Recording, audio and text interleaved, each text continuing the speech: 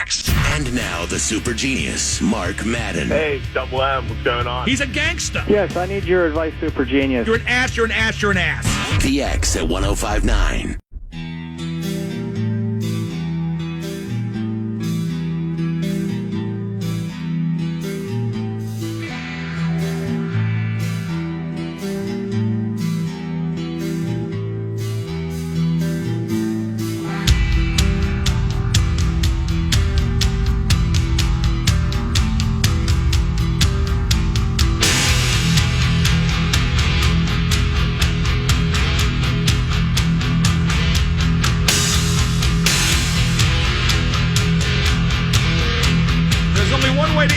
This guest, and it's with Metallica from Upper St. Clair High School, Shattuck St. Mary's, the Pittsburgh Penguins, and the Tampa Bay Lightning. We welcome back to the program Bugsy, Ryan Malone. Bugs, wasn't that a thing on DV when you played here, Malone Metallica, something like that? Yes, it was way back. I think my rookie year on Mondays, I'd go up there with Randy and the boys and just kind of pick a different Metallica song just so everyone could sit in the traffic on the way to work and at least rock out a little bit. And you're a guy who still rocks out. I have no doubt about that, correct? Yeah, it gets the blood pumping, It's good. Now, the Penguins won 2 cups. Tampa won 2 cups. It's your teams. Nobody else gets to win. What did you make of Tampa Bay this year? I thought it was great. I think really just even being in the bubble probably made them even that much stronger. The year before, literally not being able to do anything, so they had to get along, get to know each other, probably on a different level than ever before. So I think that camaraderie and to pull it through that year, this year you could just tell with a lot of their guys, the piss and vinegar they continue to show throughout the year. One instance, I remember Killhorn running over somebody in Montreal, then another fight. It was all season long, different guys stepping up. So it was great to see that intensity and them to get back to back. And, why stop at 2? I can't picture you having done real well in the bubble. How would you have functioned in the COVID bubble? I think pretty good. I think you're with all the boys. So, you make the best of it. And, back in the day, I'm sure especially nowadays, the video games probably help get guys distracted a little bit. But you make the best of it, play some cards, and have some laughs. Now, you mentioned they'll be going for 3, and I think they got a shot. And that would be the first time since the Islanders back when your dad played. He knows all about them. Do you think they got a shot? I don't see why not. I mean, the cap's going to do some damage. We got to wait and see what happens there.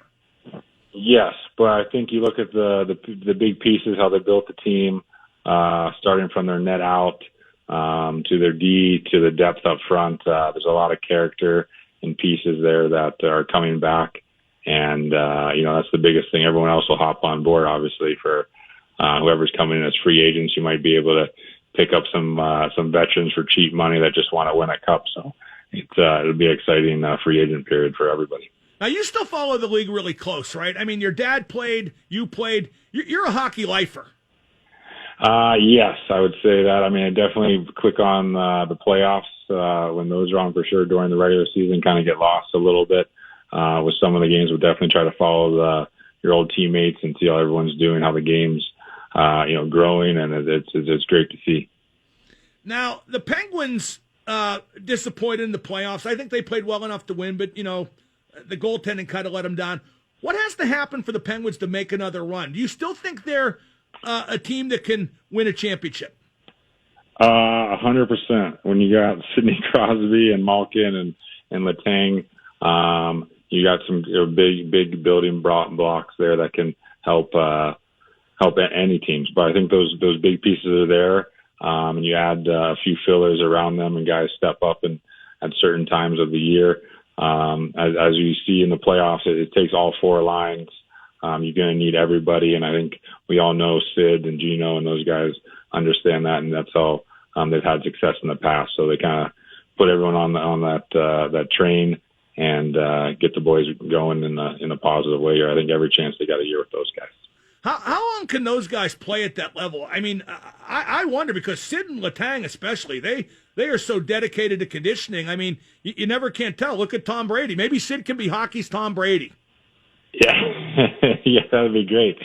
Yeah, I mean, with the diets now, or you don't even want to call them diets, just the way people are eating, the real food, exercise. I mean, it all comes down to that at the end to recover and perform. And Tom Brady has set the bar high, and he's showing that it works. So I mean, I think everybody. I think Sid's been on that train for a long time with the health and gut health and understanding everything you put in your body, has a purpose. So he's obviously very committed and a determined person. So he'll probably play as long as he decides to play. Bugsy, you were a power forward, a true power forward. How come there's no power forwards anymore? I mean, a handful, but not very many. Big, tough forwards who can produce. It seems like the game has kind of phased them out, and for no good reason. Well, I think you see in the playoffs there, you're going to need guys to win those board battles and do those little things. Everyone, I think, gets, so overwhelmed with the speed. I understand everyone has to skate fast, but I know even John Cooper told me when I was skating with Stamkos and Marty St. Louis, he's like, well, you got to keep up. I'm like, I don't think I'm ever going to keep up, Like, it was just something that for different roles, for that guy to go to the net and be a little bigger. Obviously, you're carrying more weight around, so you're not going to be as quick, but everyone kind of has their purpose for a line and team. And, you hate to see some of those cheap shots that are happening on guys and guys getting hurt. And that's where you wish there was a little more of that fighting and to get those guys around to, police themselves, because you definitely know you're not going to maybe take a cheap shot. Someone might punch you in the face. So that can kind of help some things as well. Now, you got a new project going. It's fantasy hockey combined with cryptocurrency. Is that right? I mean, you got to walk me through this. It sounds super cool. I love it. But how do you get involved? Yeah, we can get involved at uffsports.com. We just started, these guys from Saskatchewan came up with the idea. They saw their local legend, Dave the Schultz Hammer, in their hometown not doing too well. I remember Dave. He played here. He played with your dad. Yeah, that's right. He was ended up being, his centerman was the original Bugsy. So I feel like all these hockey gods have blessed me literally with this opportunity to pay it forward. So UFFS is using fantasy just like kind of everyone else, but now a chance for the athletes actually to get paid, because the man or woman in the arena deserves that. And we partnered up with AO Sports, athlete-owned sports TV network, and that's all about sports-driven content, but not like YouTube where you can get paid pennies, or Facebook where not really get paid for all the advertising. This is where you can monetize your own content at AO Sports, and it is a game changer, and it is a platform that will be launching in September. There's already some big names on board, but it's going to be for all the athletes to have a channel where they can get their whole story out, or their docuseries, how they grew up, and really give everyone a voice. Just so you do a good job of getting the word out, but this platform will let the athlete speak the whole story so the fan can really understand it. So you're combining the fans and the athletes, and you're kind of taking out the middleman, because if the fan buys this NFT at UFF Sports, the fan can also make money along with the player. So it's really about empowering the players and the athletes that have committed so much to the game, and now is a chance for these people from all over the world to have a platform to share that. So I'm just been very blessed to talk to you and just kind of get the word out. I mean, I get goosebumps talking about it. It's just a great thing that's happening, a lot of great people, and you can check those two sites out for store, and there's other partners already on board as well. Well, that sounds terrific, and we'll recap how people can get involved at the end of the interview. Now, Bugsy, we had Flower on earlier, the king of the prank, and he talked about how he once put rotten fish under your car seat. Do you remember that? That's an easy move. It's like leftover food. You're like, yeah, I remember that specifically. Now, what's the best prank you saw him pull, and what's the best one you ever pulled? And obviously we're on the radio, so keep it in the boundaries of good taste. Yeah, I think, we had some good ones. I remember, I think when I was just younger, I knew I was getting picked on, with just some of the gags. So the first guy I got back, maybe I shouldn't have at the time, was Mark Bergevin. We filled his sticks, his Louisville TPS sticks. We took out the butt end, filled them with water. So we always knew Berge would just grab a stick and go grab an ice for practice. Never really taped it before or anything. So We did all the sticks in the stall, like 3 or 4 sticks filled with water, and we put the butt end back in, redid the tape job. I mean, even worked in the tape, like looked like it was worn. So he grabbed the stick, he goes out there, and he realizes there's water in his one-piece stick. So that was probably a memorable one for myself against Marc-Andre Bergevin. But with Flower, he'd always do the cans tied to the back of the cars. Oh, right. Tie them under the bumper. And then when you drive away, you're like dragging all the cans or whatever underneath your car. So that was a good one too. But it was a great group of guys, and I think that's why we all had so much fun those first few years there in Pittsburgh, because I think with Bergie and Mario, I think those guys really understand that, it is a game at the end of the day. And it's just something we're all lucky to be a part of and get to play and get paid money to do it. When I see you, Bugsy, I'll tell you some of the wrestling pranks when I worked in wrestling. Those generally started in the bathroom and aren't fit for public consumption. Now, how much do you miss hockey, playing everything that goes with it? You're, I think, 6 years removed, because very few people loved the game and had as much fun as you did. Yeah, I mean, you miss it all. I mean, you miss, like I said, even when I played, everyone's like, "Oh, you're having a bad day." I'm like, well, not really. Like, other people are fighting for our country.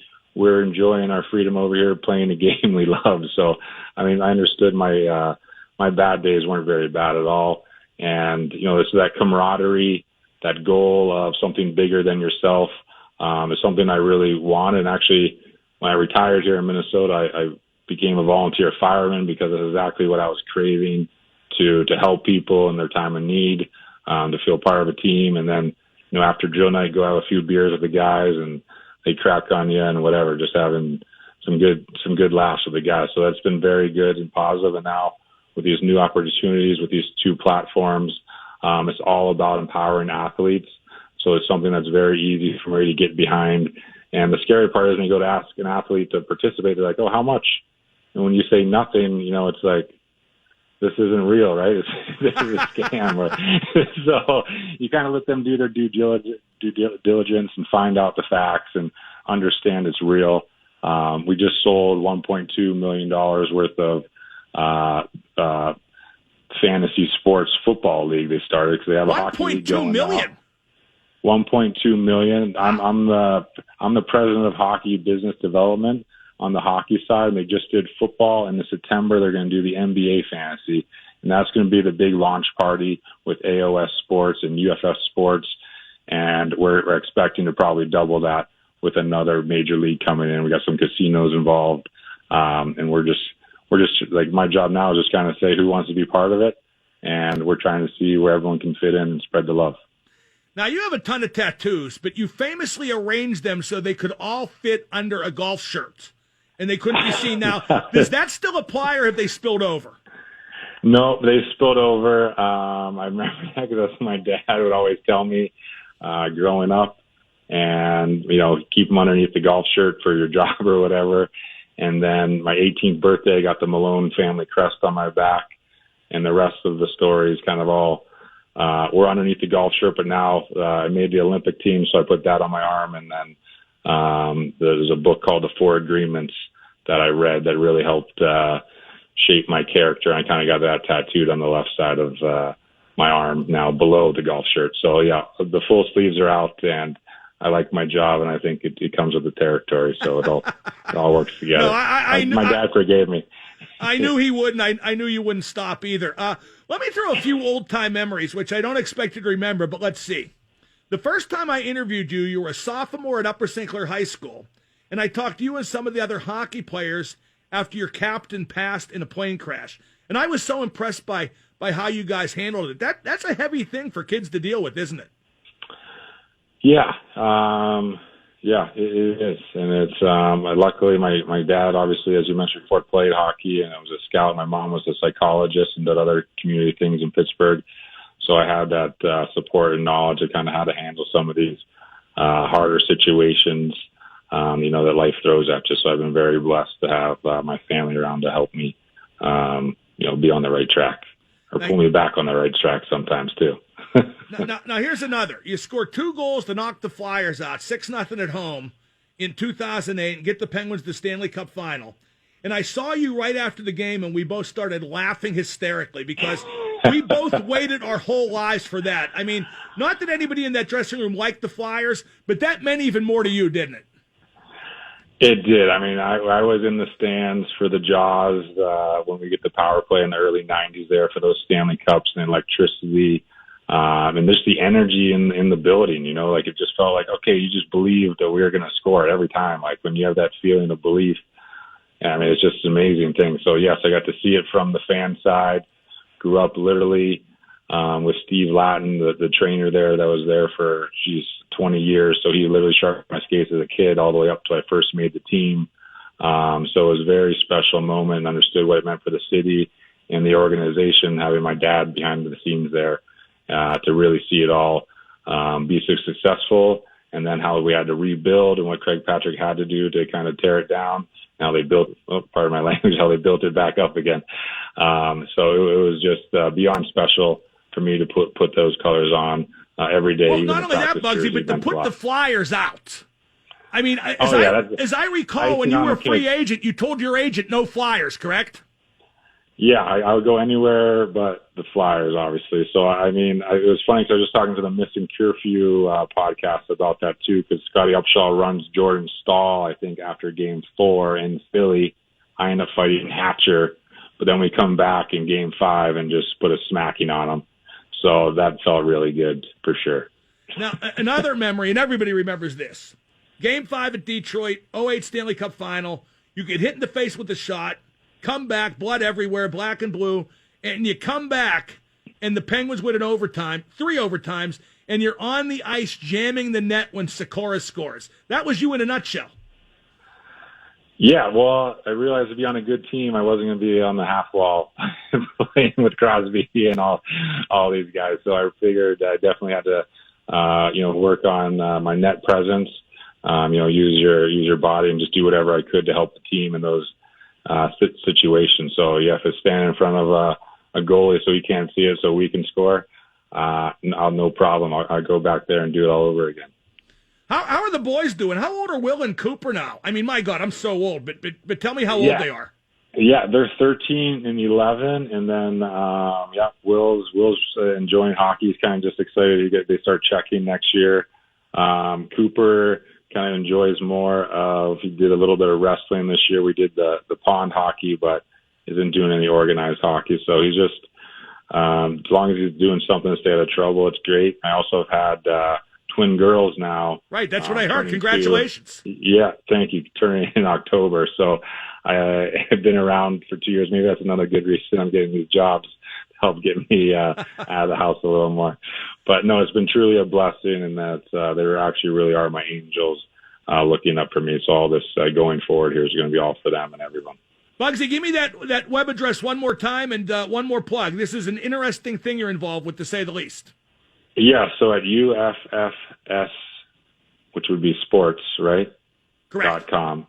There's it just is kind of the first site that we started here, and then at AOS or AOsportstv.com talks about what they can bring to everyone, really. But it's more about the athletes having content on there that they can monetize and really take advantage of their hard work, right? There's all these, even MMA fighters are doing all this stuff already. It's a place where guys can go just continue to use the content you're using, but you're just not going to get a tiny piece of the pie. You're getting the biggest piece of the pie.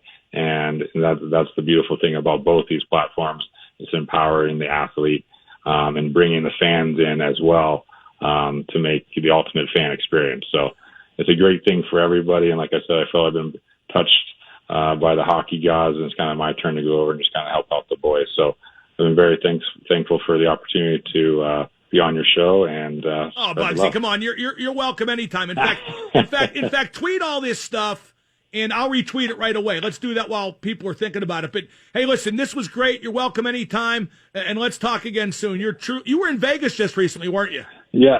I know you love Vegas. I love Vegas. Well, that's where that launch party was. But I was thinking the first time we actually met, I think it was in a ball hockey tournament at the. No, that was at the NHL break. No. The first time we met was when we did that interview when you were a sophomore.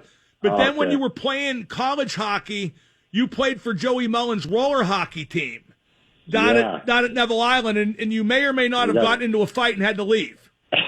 We were in handcuffs, actually, because I was like, we can fight. Yeah, I didn't want to bring that up, but... Okay. It's all good.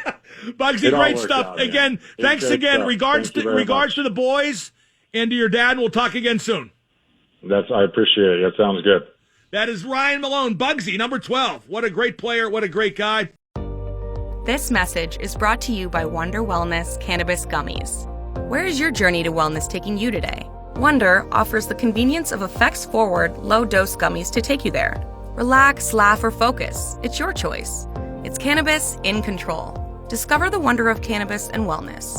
Visit us at wonderwellness.co. These products are intended for persons 21 plus in Illinois. Individual experiences may vary.